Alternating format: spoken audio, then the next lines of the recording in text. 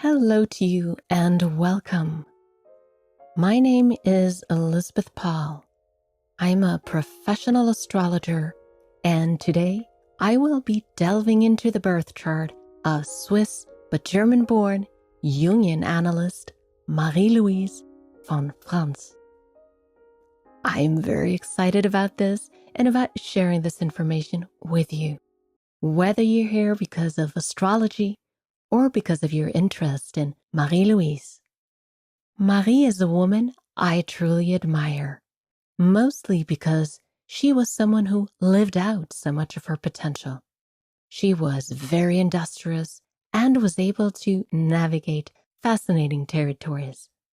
I'm referring to depth psychology, myth and fairy tales, alchemy, in addition to language and literature, and ancient history. She was very accomplished, but because she followed a path that was very much in alignment, as we will see, with her personal birth horoscope, it carried with it meaning and purpose. Sometimes you imagine what the chart must look like before you actually have a look at the chart. And in this case, when I first sat down to have a look at Marie's chart, I had to chuckle because it was just so similar as to how I'd imagined it. The emphasis on the Capricorn and Scorpio energies or symbolisms, as well as Gemini in the third house. Her Scorpio ascendant. Well, this happens with people who, like I said, lived out much of their potential.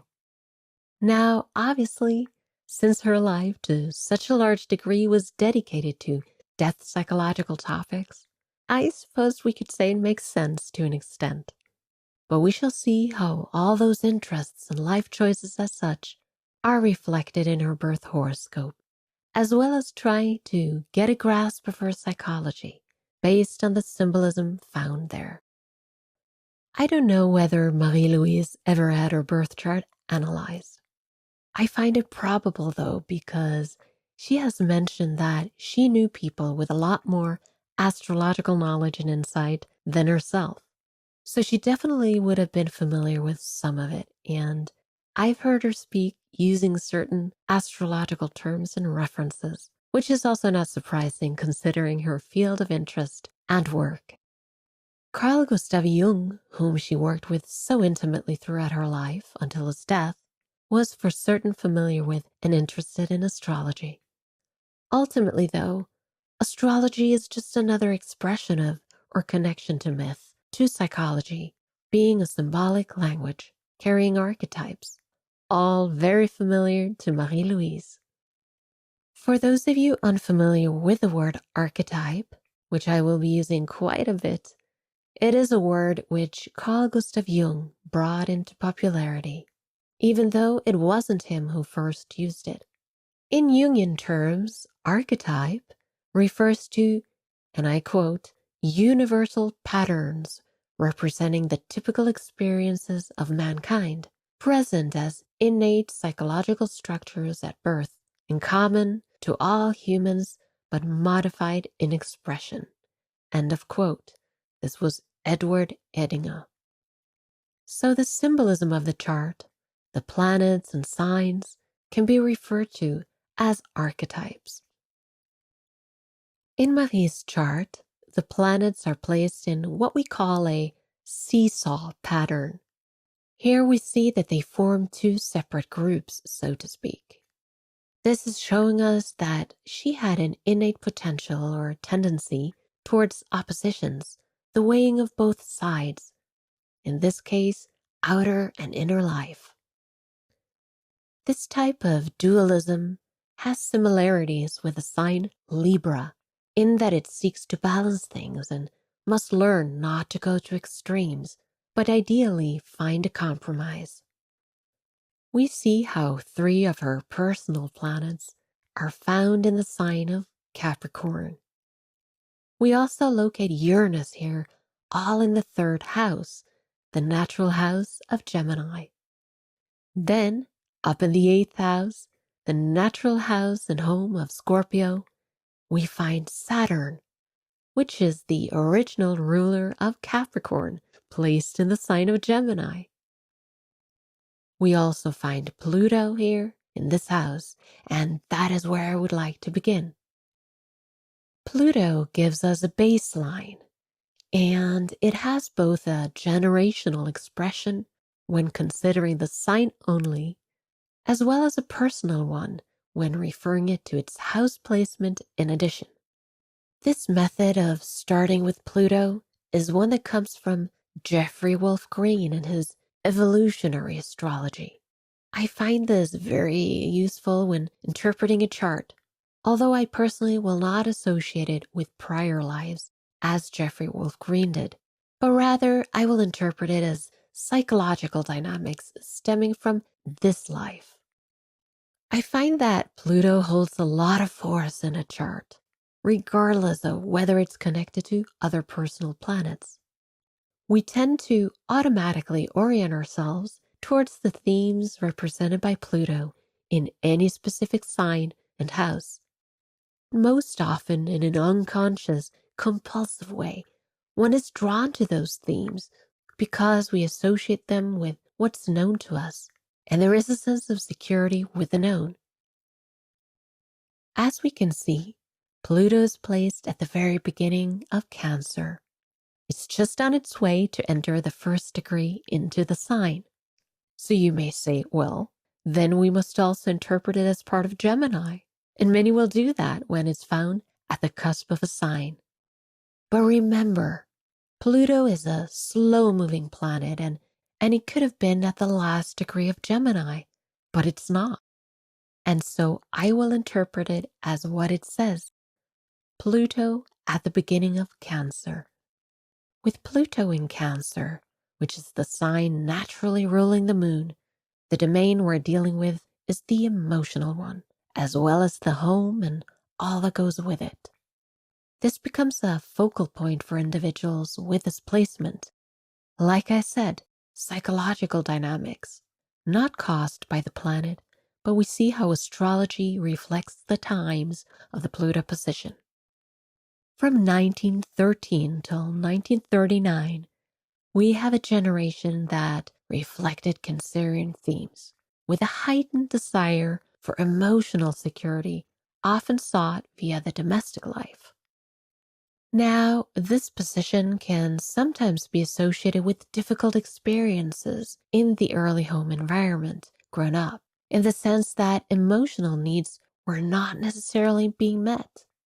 This will obviously play out very differently for each individual, but if there should be a purpose for it, astrologically speaking, then we could say it is to develop more of an inner emotional security, which would require of these individuals to work through those issues and in such a way develop an emotional independence. We may look to Cancer's opposite sign for where the solution could be for this generation of that time to evolve, to grow, and transform the native Pluto position, namely Capricorn, which has more to do with becoming responsible for oneself, particularly through and within societal involvement. This way, the individuals with Pluto in Cancer can associate with the domestic sphere in more of a balanced way. In my previous reading, I delved into the chart of Marilyn Monroe, another Pluto in Cancer individual, and we were able to see how we could correlate events from her childhood with this astrological symbolism. Unlike with Marilyn, though, there is not that much information concerning the childhood and early home environment of Marie-Louise, and so observation correlation becomes a bit tricky here. What I do know, though, is that her father was a colonel, an army officer for the Austrian emperor. He was also a baron, an aristocrat, and so Marie-Louise was probably taken well care of in the outer sense. There is also not any information regarding her mother, and in fact, the only passage I've read is that the mother was overbearing. So we must look to the times and the place when Marie-Louise was born. and it was right at the start of World War I in Europe.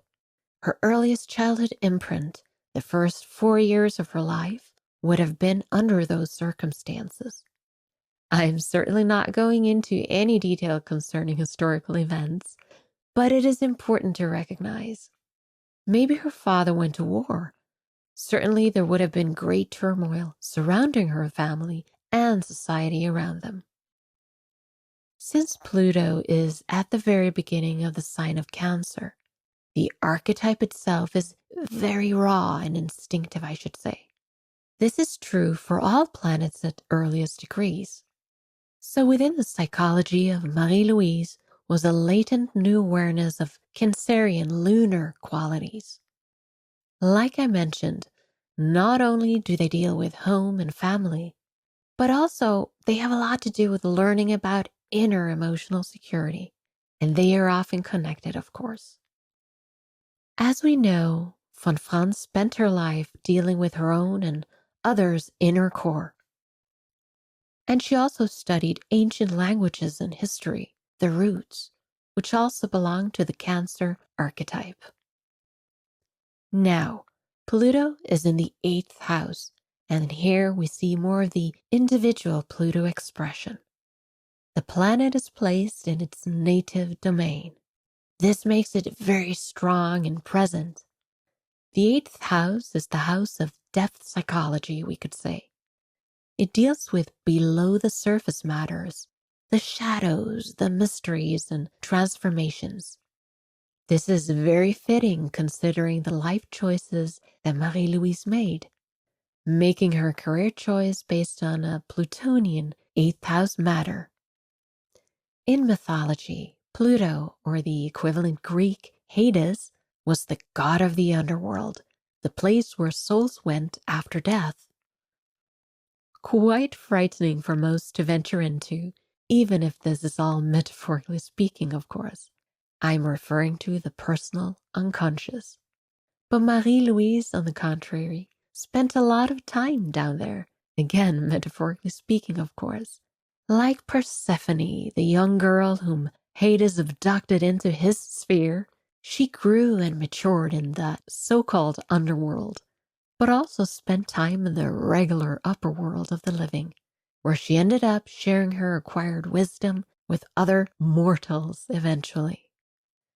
It is important to mention that Marie-Louise was very young when she first began Jungian analysis, which is not very common today because most will begin their analysis later in life.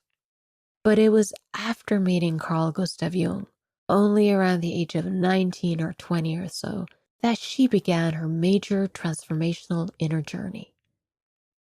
People who have an emphasis on the 8th house will often unconsciously be drawn to transformational experiences, rebirths throughout their lives. And when the planet in question is Pluto here, there is even a greater degree of compulsion or obsession associated with the matters of the house. These matters also refer to power dynamics and intimate relationships. And for Marie-Louise, these were probably connected to her home environment and her parents, Pluto in Cancer. Early life experiences concerning those topics make it likely for individuals with that Pluto signature to project onto others what they should deal with within themselves. This is part of what Jung would call the shadow. Now, this was certainly something Marie-Louise was battling in her life as well. Pluto is in a conjunction with Saturn. Saturn is in Gemini, but it is still a conjunction. So the Saturnian symbolism influences and adds to our interpretation of Pluto and our 8th house understanding. On the one hand, it is quite fascinating to recognize this conjunction in general, as throughout history, when Pluto and Saturn have come into a conjunction or opposition, there have mostly been major world events involved, such as wars. They are challenging yet transformational times. On a personal level, those big outer changes would have affected Marie-Louise's psychological imprint already as a young child during the First World War, since they must have had an impact on her parents and their life. It is, of course, no secret that a child is influenced by the psychological state of the parents, regardless of their behavior, and that even infants and very young children are able to pick up on atmospheres. Saturn with Pluto is a serious force within her, which she apparently was able to channel throughout her life choices and work. In all honesty, though, these two planets together in the 8th house could have made any individual struggle. But as I will be getting to, Marie had a character, a placement of personal planets in her chart that could tolerate and had the potential to even cooperate with them. On another level, Saturn itself is concerned with focus and concentration. And above anything, he wants to make things real and materialized in time-space reality, to ground things.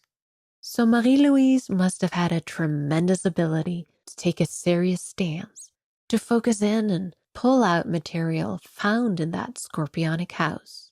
In the sign of Gemini, read about it, communicate it, write about it, and that is exactly what she did.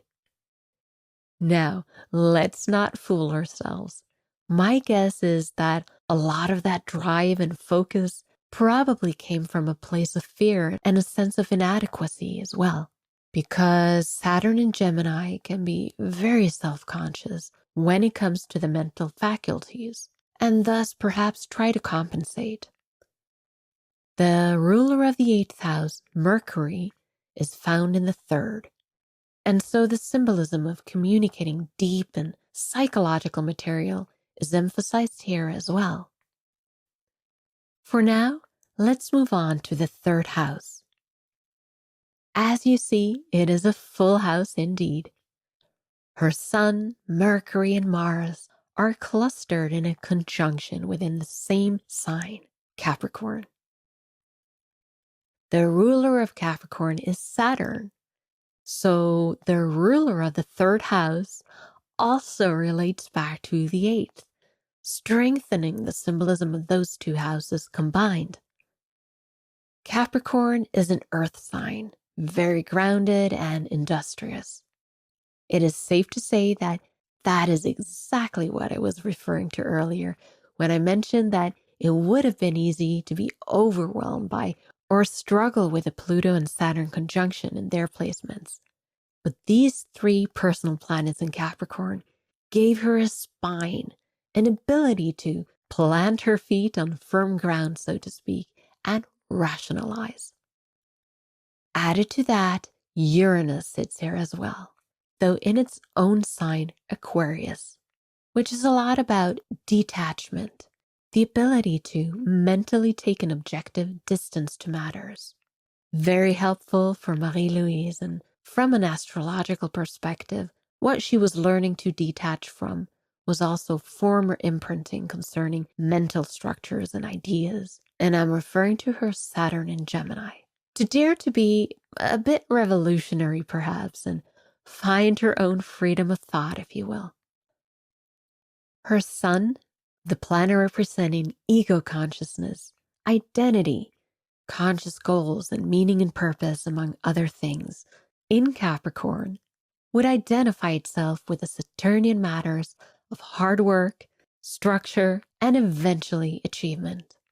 All things would sort of orbit around that sun of hers at a conscious level. A lot of it would also be learned from the parents. That can be the case with inner planets. And it makes sense if we link her son to her father.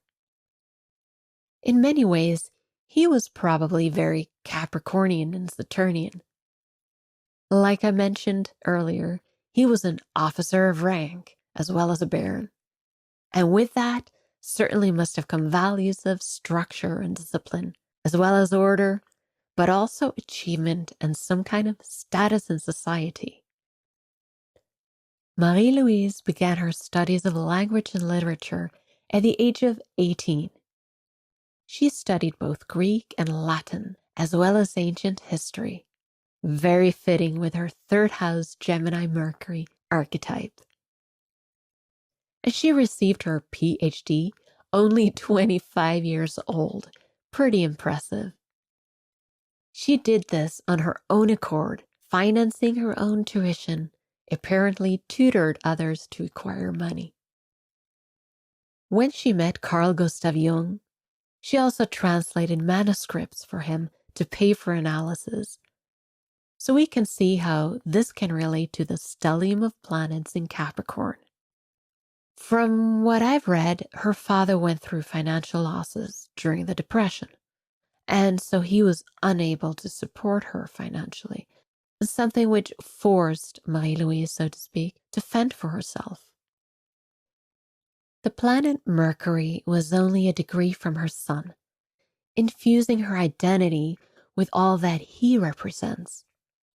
Left brain activities, logic, attention to detail, as well as ideas, writing, communication in general, and again in Capricorn, in a very structured and thorough manner.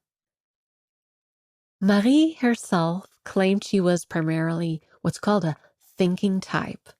Now I'm referring to her way of integrating information from the outside and from inside herself. And so feeling was her inferior function, as we call it. Even if this was innate to a large degree, as I will be getting to, her upbringing perhaps also contributed. And we may connect that to the Pluto in Cancer in the 8th house. Both Cancer and the 8th house belong to the element of water, which can be translated to that feeling function. As I talked about, there were likely some experiences or an environment which led to the feeling function being her inferior function. During an interview, she claimed she was often perceived as a bit aloof or cold perhaps, and she gave an example of a woman who had felt ignored by her. But she said it was not her intention at all. She was just in a rush, and so I've heard this mentioned about her before. To me, she does come across as very rational, but I also find it beneficial when dealing with such sensitive and deep psychological topics. What's more, she had that spark in her eye, that mysterious, trickster, humorous aura, which is also very typical Mercury, which I personally find very appealing. In mythology, we can look to the Greek god Hermes and find a lot of the symbolism that is associated with the planet Mercury. Hermes was a messenger god, among other things. He delivered messages between the gods and the mortals, and he also led souls to the underworld, which we can translate to the realm of the unconscious. So you see how the figure of Mercury or Hermes is very important within the psychology of Marie-Louise. She was, in a way, a connector between realms for her clients. In addition, Hermes also carried messages from the dream world to her consciousness. How fitting! Marie-Louise has written a book about the problem of the puer aeternus, which is Latin for the eternal youth. Although this is an archetype that is most often associated with Neptune and the god Dionysus, in my opinion, it also belongs to the Mercury territory, or rather certain aspects of it does, such as the restlessness, the spontaneity, and the lack of boundaries. Now, Mercury was mostly a youthful god, but he was at times seen as a Merlin figure, a magician or sage rather.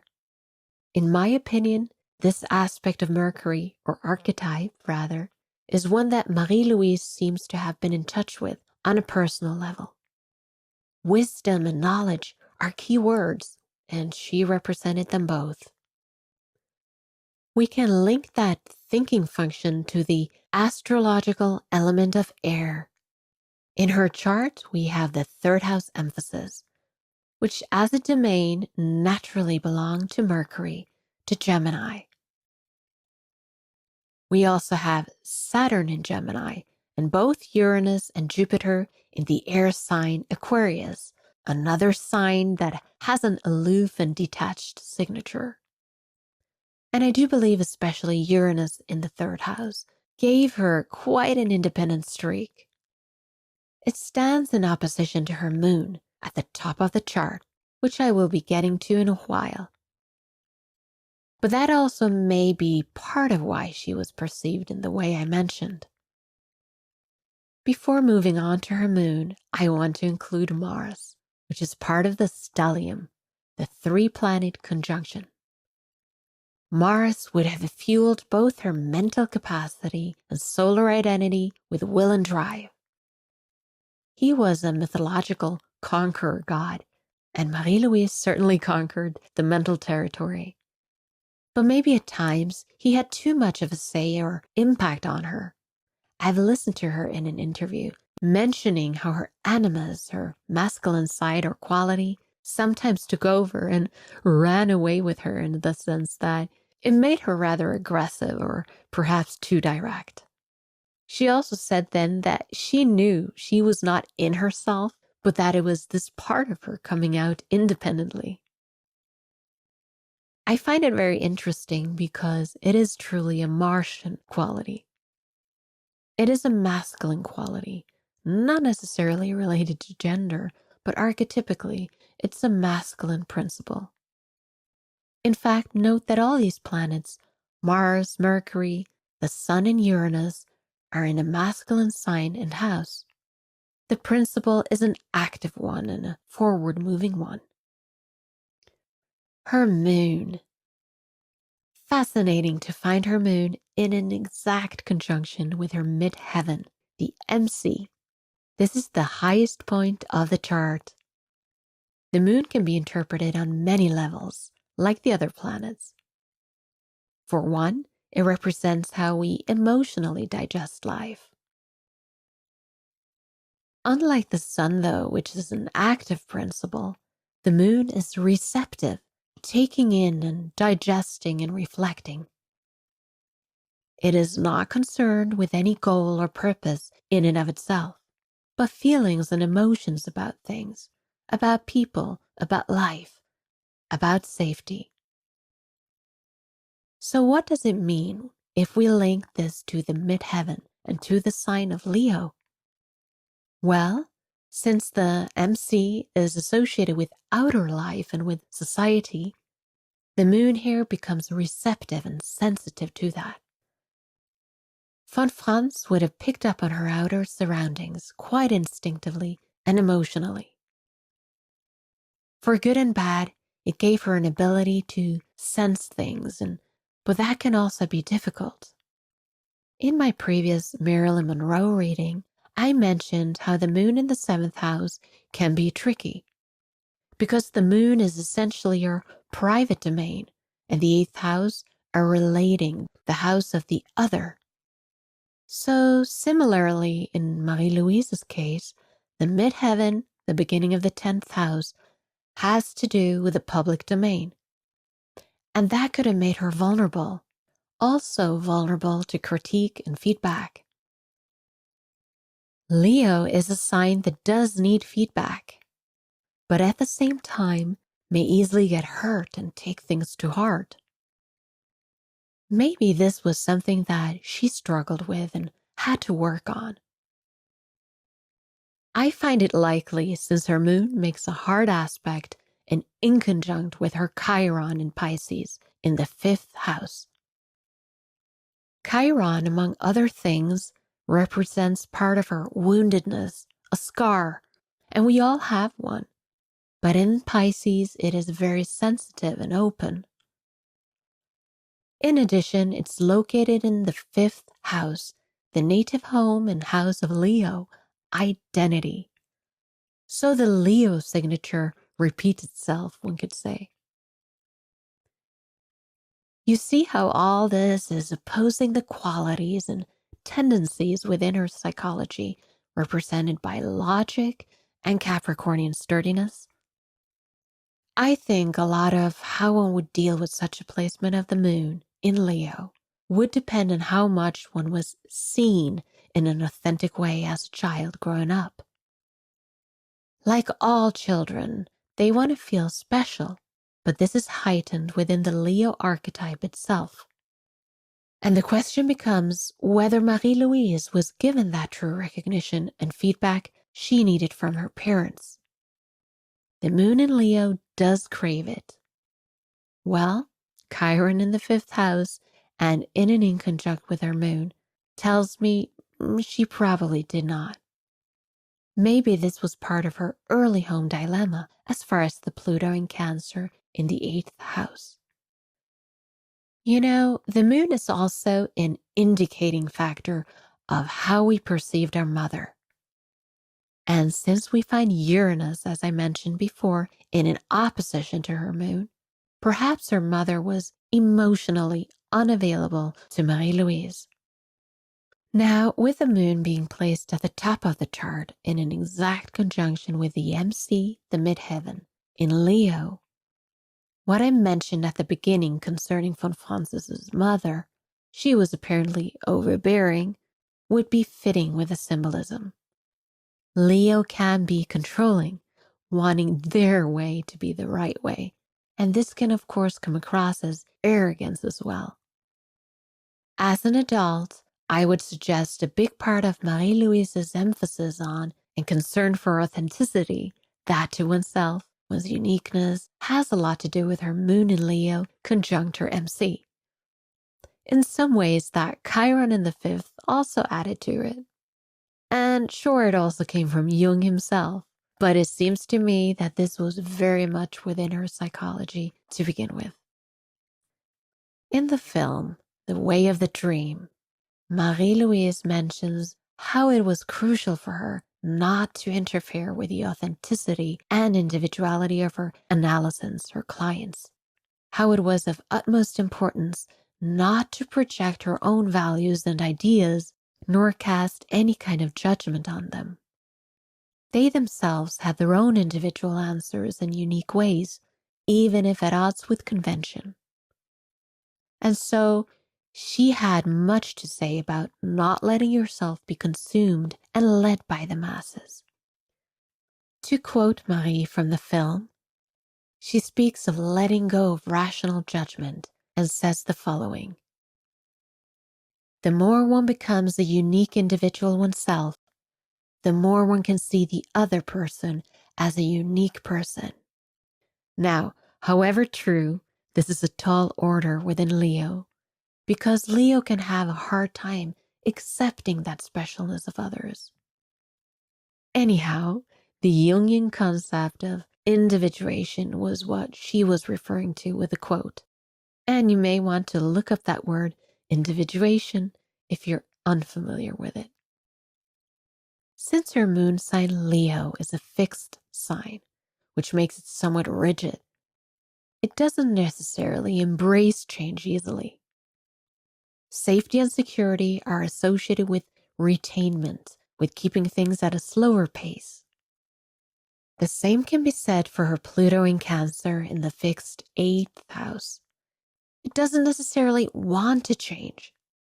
And that is a bit of a contradiction to the quality of what the moon represents. Because as we know, the moon is in constant motion and changes through the cycles. This is a dilemma for the Leo moon and something Marie-Louise would have had to deal with as well. So maybe sometimes she would be rationalizing her feelings, especially since the ruler of her moon sign is the sun, and it is placed, as we've seen, in the 3rd house of the sign Capricorn, making it rather susceptible to that rationalization. Also, we saw how that opposition from the moon to Uranus indicates a certain ability to emotionally objectify and detach. There is, of course, much more one could say about the moon, but I will be moving on. Let's go from the midheaven to the ascendant. The ascendant has a lot to do with how we're perceived by others initially, based on how we behave without any conscious effort on our part. The sign that we find here, which is known as the rising sign, the sign rising east of the horizon at birth, is Scorpio. So we can say that Marie is a Scorpio rising or ascendant. Scorpio is, as we know, associated both with Pluto and the 8th house archetypically. So we can see how that theme from the beginning of the reading is picked up again here. Marie would have instinctively gone through life in a rather intense yet cautious manner. This sounds a bit contradictory perhaps, but Scorpio, as a very psychologically oriented sign, has so many undercurrents and deep layers that yield it intense, but also cautious because it is so familiar with beneath the surface matters that it knows what you see is not necessarily what you get. Because of this, there is often a type of attraction or dislike to Scorpio ascendant individuals. You can even see it in their eyes, the intensity. The interpretation of the ascendant is altered by aspects and especially by conjuncting planets. Marie-Louise doesn't have any planet conjuncting here, but the closest aspect is a trine to Pluto, so very Scorpionic indeed.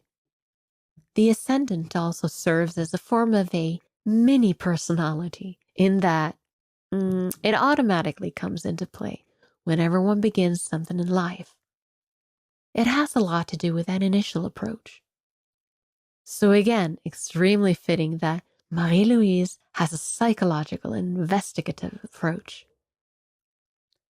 Within the 1st house, but in the sign of Sagittarius, we find Venus, sitting somewhat by itself, kind of a joker in her personality.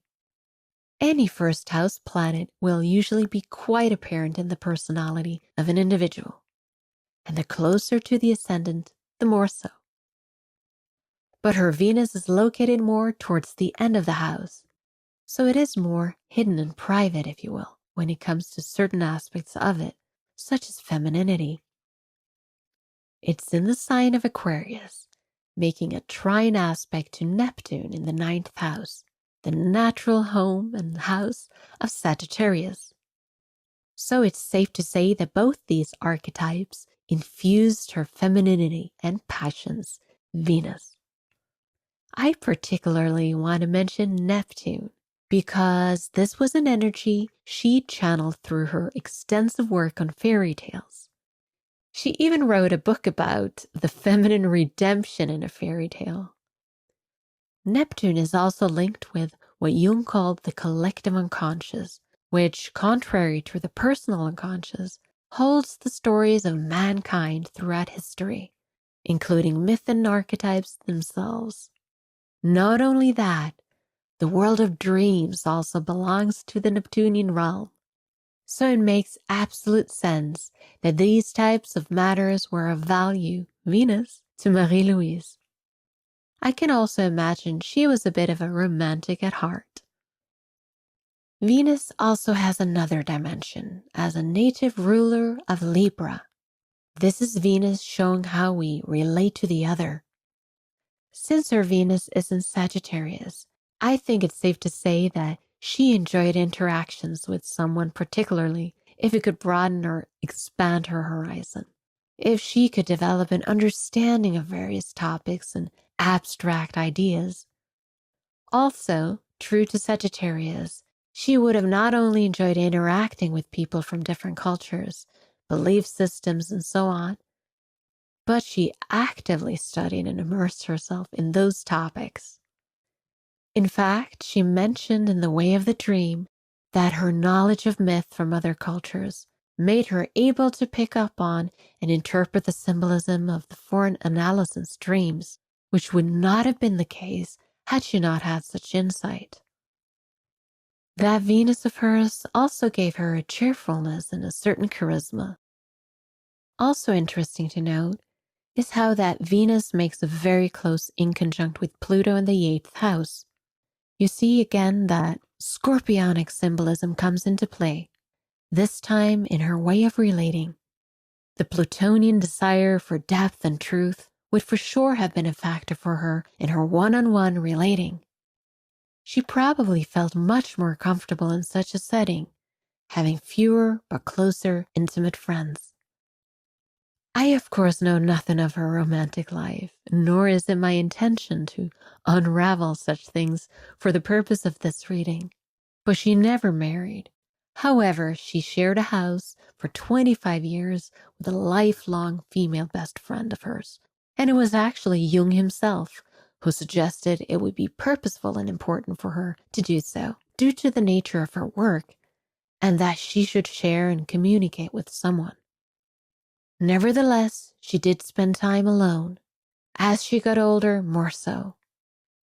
She enjoyed nature and gardening and said that that was the perfect counterbalance to her work. She also loved animals and had a deep affinity with them, especially her dog. I suppose it grounded her and provided uncomplicated love and company, as well as reminding her of her instincts.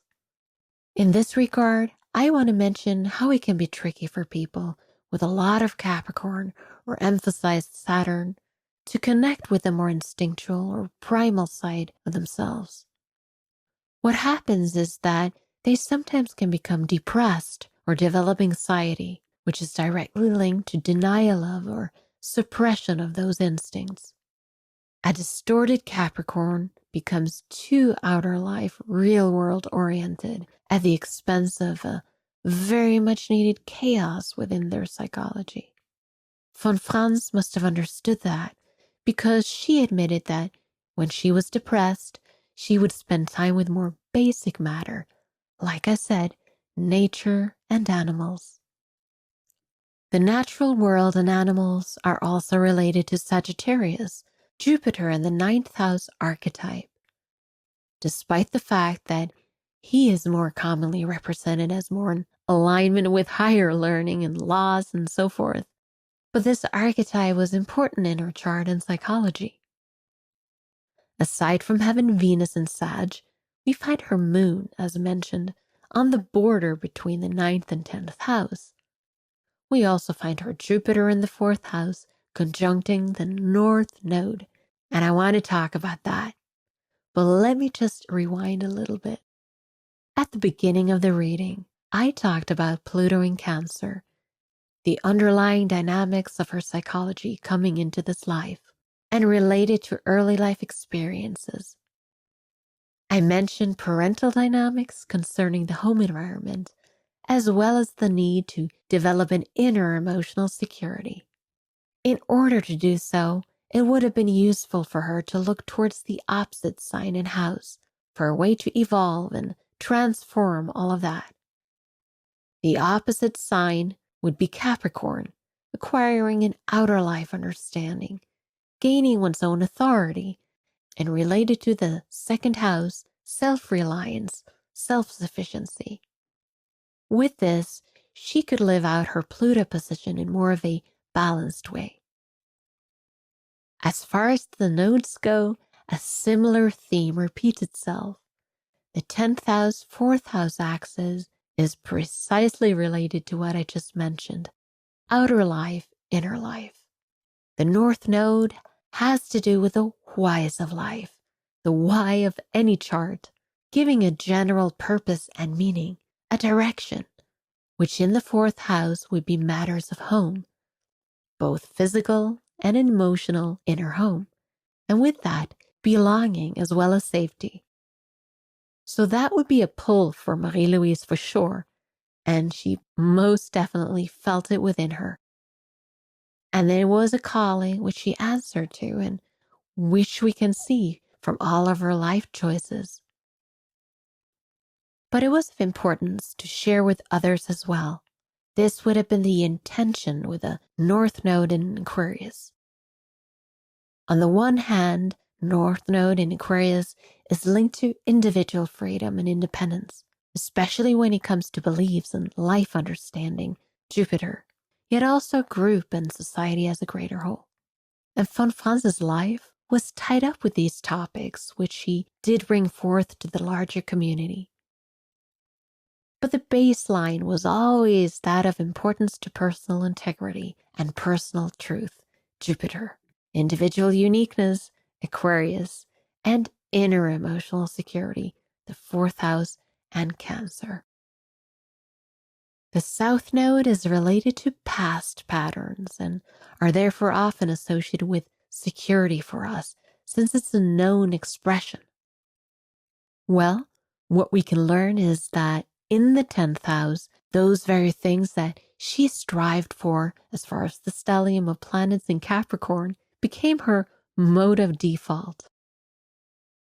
I suggest it was expected of her to achieve, and that she found a sense of security with that, with the rational.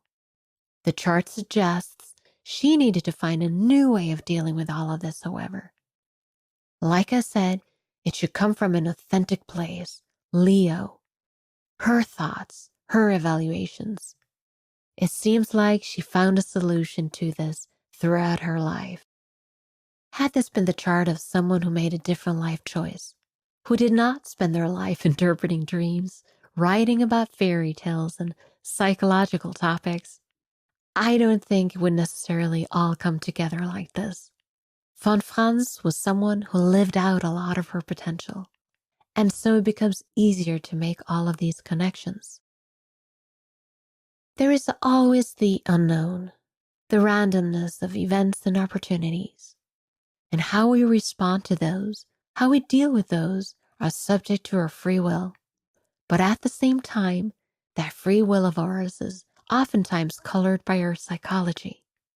And because of this, it is so important that we learn about ourselves. We look inside for information so that we can make more conscious choices. The psyche is also our reality. And this was the great realization Marie-Louise von Franz had after meeting Carl Gustav Jung, which opened her eyes to a new way. Thank you very much. I hope you enjoyed this reading, and I hope you learned a bit more about how we can correlate our observations with the astrological individual signature found within the birth chart. I also hope that, in case you weren't familiar with Marie-Louise von Franz, that this has sparked your interest in her work. If you want me to interpret your personal birth chart, then please don't hesitate to contact me.